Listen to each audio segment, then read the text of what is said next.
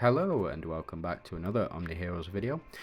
So by popular demand and also because it piqued my interest, I just wanted to show off the new Mystic or Exorcism Cauldron.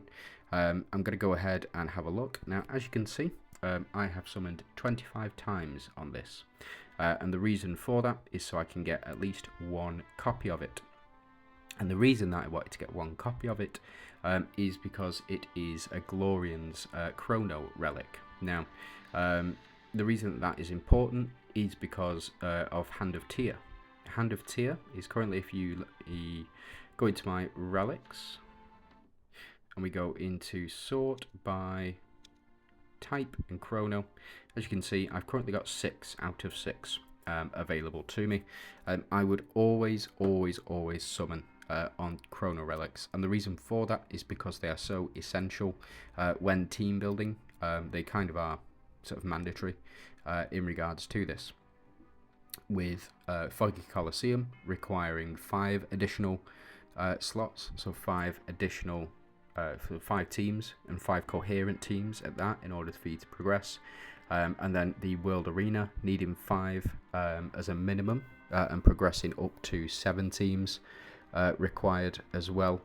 Those are quintessentially some of the most important events for progression for endgame players, long time players, and also new players as well, because you do get a lot of good stuff in them. The point being that you need a good relic setup as well. Now, as you can see, there is only one other Glorian's Chrono relic available, and that is the Hand of Tyr, which also shares a type with the Avengers. Now, if we have a look here, there's 3 Dooms, there's 2 Ethereals, only 1 Valianters, there's 2 Valianters, and now there's 2 Mystifiers as well. So if you do need to build, say you need to build a team of 5, you could choose 5 out of your 6 synergy types. So say you could go Dooms, you could go Ethereals, you could go Valianters, and previously, you would choose a Glorian's team or an Avengers team, or you would choose a Mystifier's team and then a Glorian's team. You would have to choose. But even if you had a very strong Avengers team, very strong Glorian's team, you would still need to choose effectively. And it gets worse in the 7 rounds because you do require 2 synergy types from those as well. So what I mean by that is you will require 2 Dooms teams, you will require 2 Dooms teams, or you will require 2 Mystifiers teams, or you will require 2 Glorians teams. With the Chrono relic situation, you weren't able to do it as efficiently as you are now, which is why I would suggest picking up at least 1 copy of the Exorcism Cauldron, and you don't even need to summon for it on the actual Cauldron itself. If you don't particularly like it, you just want 1 singular copy of it, you can go ahead and summon on any of the others. For example, you could summon on Zephyr Spear, and you would still get 1 copy of the Cauldron from the rebate that's on.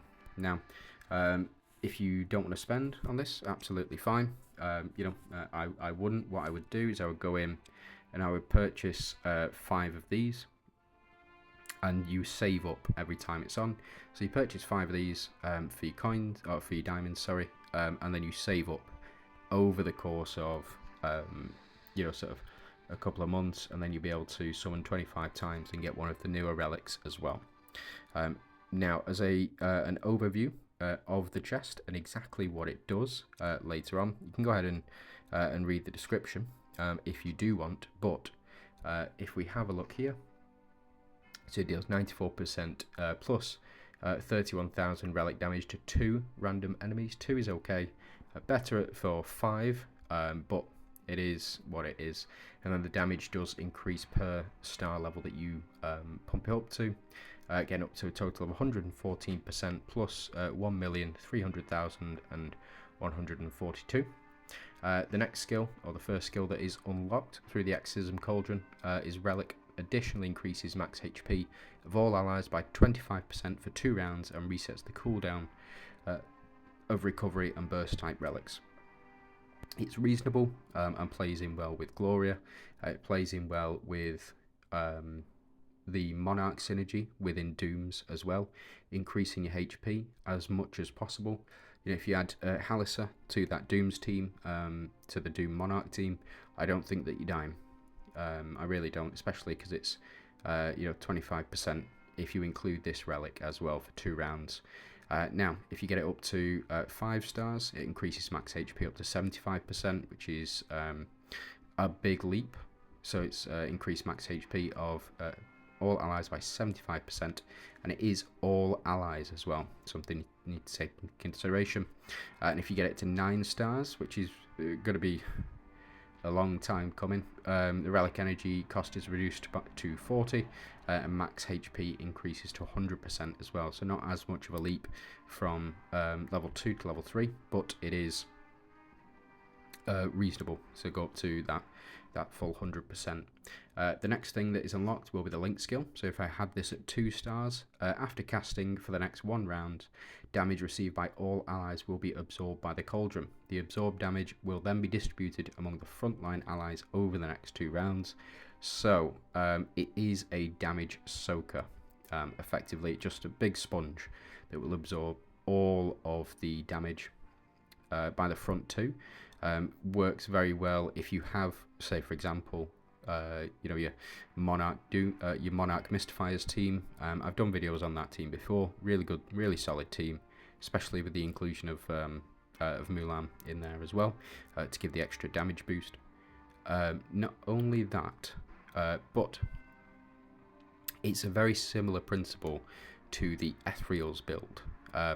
This also can be applied to, with Gloria as well.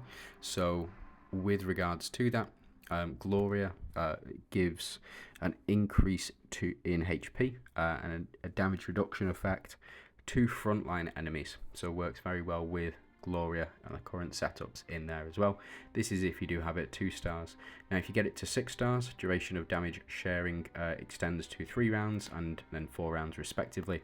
If you get it up to 8 stars, that for me, it's kind of negligible. Either your frontline units are very good at taking damage, fine, or they're not, and they're gonna die because of this. So it's important to have that the strong frontline units. Now I'm quite glad that they've changed the way that the switch mechanic works, because if you had this effect, then your weakest units, like say for example, if you had an Emily on the team, for example, who's not a great tank, or if you had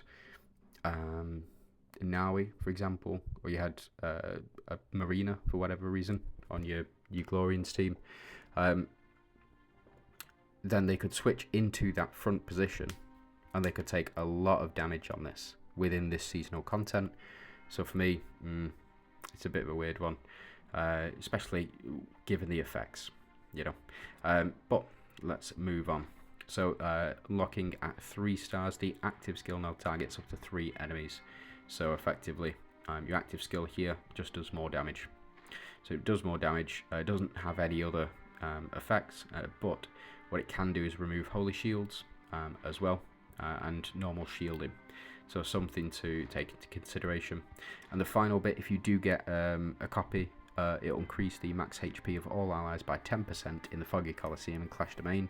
If you get it up to 5 stars, it'll go up to 25% and unlocks at 9 stars. This season specifically, it'll increase to 50%. If you get it up to 9 stars this season, yeah, yeah, enjoy it. Enjoy it. I will not be. I'm going to keep my 1 star, but it'll work perfectly fine. What we really want is the cooldown. So this bit here increases allies by 25% and resets cooldown of recovery and burst type relics. And we want that specifically for the Glorians team, because as you can see, if we have a look on here, there are only 2 types there are only 2 chrono relics on here. The Hand of Tyr, which is shared with the Avengers, which also only has one Chrono Relic, and now the chest as well, which it shares with Mystifiers. Mystifiers now have 2 options available to them.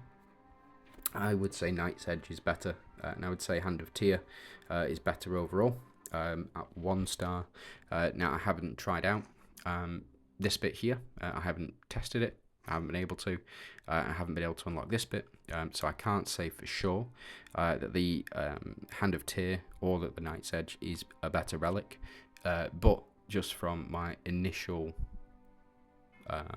look and the testing of this here is primarily just to reset your cooldown, whereas Hand of Tyr can provide you with the shielding, and Night's Edge will give you the attack increase. This is only to increase max HP, and it is only by 25%.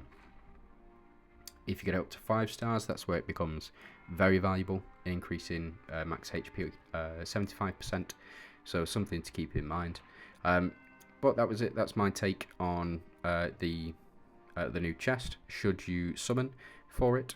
Not specifically. I think you should summon 25 times to get 1 copy of it, and summon on whatever other relic that you might need. You know, if you're very close to finishing off a legendary relic, summon on that, or by default, go and get Spear. If you've not got a copy of Spear, go and get Spear. If you've got a 2-star Spear, go and get 3-star Spear. If you've got a 3-star Spear, get 4-star Spear, etc. So I would generally speaking say summon up to that 25. If you've got the funds to go further, you know, enjoy.